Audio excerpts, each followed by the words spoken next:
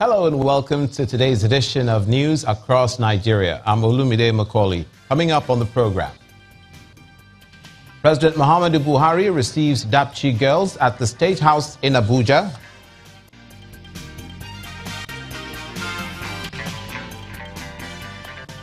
Environmentalists ask the Lagos state government to create energy from the Olusosun dump site.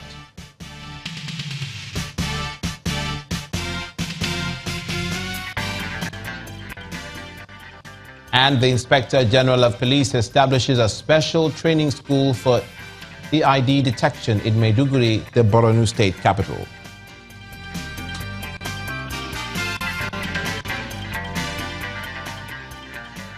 Thanks again for joining us. President Muhammadu Buhari has indicated his administration has offered to grant amnesty and rehabilitation to Boko Haram elements who are ready to lay down their arms. Now, the president offered this guarantee when he received 104 Dapchi schoolgirls and 2 others recently released from the clutches of the insurgents. Of that number, 4 are said to have suffered broken limbs, while most of them have skin infections from weeks of going without a bath. He also reaffirms his administration's commitment to its promise of securing the country. Meanwhile, 3 persons have been killed in another attack on Tar community of Dong in Just North local government area of Plateau State. 2 of the dead are siblings who were on patrol when suspected herdsmen attacked the community on Thursday night. A survivor of that attack, Daniel Moses, told Channels Television that the attackers came in the evening while the 4 of them were keeping vigil on the community. He narrowly escaped while the other 3 were killed.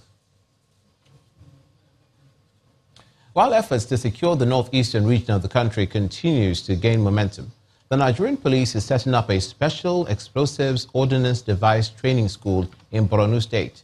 The Inspector General of Police, Idris Ibrahim, says it's to help in the detection of improvised explosive devices.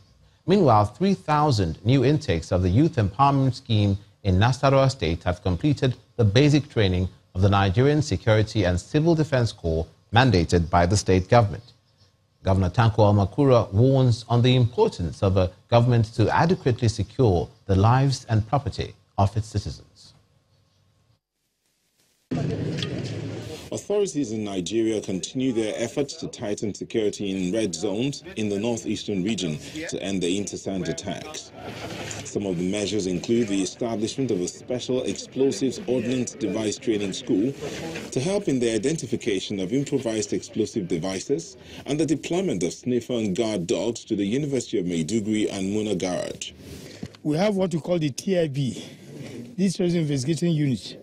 They have been deployed to the command to assist in, investigation wherever you have, just like this school now. This is an EOD training school. If you have explosive, it is the responsibility of this EOD team to take the sample of those explosives, go to their lab, analyze it so that we can detect those that are involved.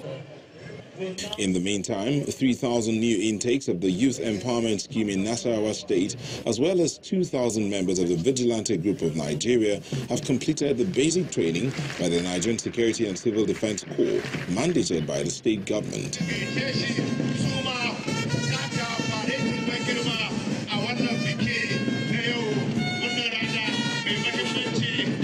Governor Tanko Almakura insists the security of lives and property is a priority for government. Any government that does not stand to protect life and property and the well-being of its people has no business being on the saddle. The trainees say they have been equipped to better serve the state. The people of Nasarawa State should expect a vibrant, dedicated and disciplined marshals. It looks like safety and security measures are building up across the country. This means the people may possibly be able to go about their regular duties without fear. Staying with security, this time the Kogi State Governor Yahaya Bello set up a judicial panel of inquiry to identify the causes of the recent attacks on some communities in Omala local government area of the state. Governor Bello told State House correspondents in Abuja that security agencies have made arrests and the situation has been brought under control. The governor says he's hopeful that the arrests will lead to finding out those behind the attacks. About 12 people were killed, and I visited that place. It's a place that was neglected by their own people, and it was unfortunate that that incident happened. We have constituted judicial panel of inquiry to look into the immediate and the remote cause of such attacks, because this is not the first time such an attack is happening in that particular area. In 2014, it happened, where lives and properties were destroyed. And then, thank God, with the support of the military, the police, and other security agencies were able to quickly move into action. And then that particular incident has been stopped as we speak. So arrests are being made, and then investigations are on. And by the time the judicial panel of inquiry comes up with their own findings and recommendation, I'm sure there'll be a lasting solution to that crisis over there. Mr. Yahaya Bello, Kogi State Governor. To the South-South region now, the Delta State government is happy that the days of hostilities in the region, attributing the peace enjoyed in that part to that of the country to the advocacy role it played to stop the destruction of oil and gas facilities. These comments were made by the Speaker of the State House of Assembly, who represented the governor at an event put together by environmentalists to look at the dangers of degradation. Some Niger Delta activists at the event highlighted the dangers associated with gas flaring, asking the federal government to push for adequate compensation to communities that suffer the consequences. The destruction of oil and gas installations in the Niger Delta area continues to be a source of worry to not only host communities, but to the federal government, as it has led to a sharp drop in government revenue. But it does appear as though the days of oil and gas destruction in the region are over. Ladies and gentlemen, at this juncture, we'd like to crave your indulgence. At this two-day conference on securing oil and gas installations in Ogulaha town in Burutu local government area of Delta State, participants here say the importance of sustaining peace in the Niger Delta cannot be overemphasized. And we're happy in this state that since October 2006, we have been enjoying peace in this state. No more attack on oil installations. And we are happy. Gas flaring is one of the major exploration activities in the Niger Delta, a development that has had health and environmental effects on host communities.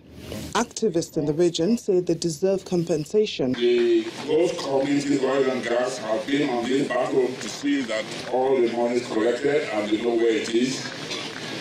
It's been identified by the central bank and by the Department of Petroleum DPR that money is safely in an account. That money should be released so that we can now build the refineries and also stop the flaring of the gas. A representative of the British High Commission at the event praised the peace efforts while promising to work with relevant stakeholders to facilitate investment to the region. We work with government, we work with civil society, we work with communities, we have development funding, we try and bring investors to have investment between the UK and Nigeria. So we work in a whole number of ways to support peace, and we will continue to do so as much as we can, as much as it is welcome. The consensus here is that peace is an essential ingredient for the development of the region, and hopefully all hands will be on deck to ensure this is sustained. The environment in Lagos State in the southwest also comes under scrutiny, as the Olushosun dump site is recommended to be a way of generating energy.